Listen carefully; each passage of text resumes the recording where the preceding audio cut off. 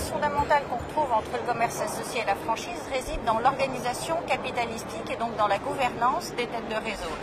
Dans les deux cas, on a en présence des réseaux d'entrepreneurs indépendants, propriétaires de leurs magasins, de leurs points de vente,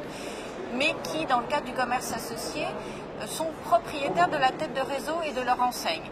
À l'initiative de la formation de chacun de ces structures, ce sont des magasins, des patrons de magasins qui ont décidé de se regrouper pour mutualiser, mettre en commun un certain nombre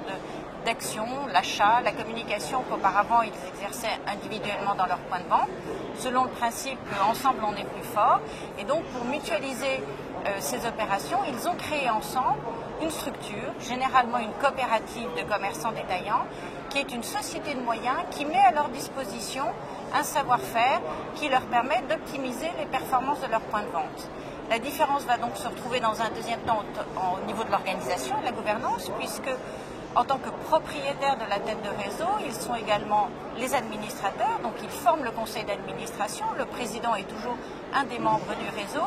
et c'est ensemble ces chefs d'entreprise qui prennent les décisions de l'orientation, de la stratégie, de leur enseigne, de leur groupement, et qui décident de le développer. Donc les atouts principaux qu'on va retrouver viennent à la fois de l'entrepreneuriat, qui est cette notion d'entrepreneur qui est fondamentale chez nous, cette indépendance des différents adhérents, mais cette notion d'indépendance dans l'interdépendance. Et donc d'une très très forte implication à tous les niveaux, à travers des groupes de travail, des commissions, des réunions d'experts, bien sûr ce que j'évoquais précédemment, le conseil d'administration, qui fait que la tête de réseau est exclusivement dédiée vers la performance des points de vente. Il n'y a pas deux entités, je dirais d'un côté comme en franchise, le franchiseur et le franchisé. Chez nous, il y a le réseau et les membres du réseau qui sont ensemble propriétaires de leur structure principale.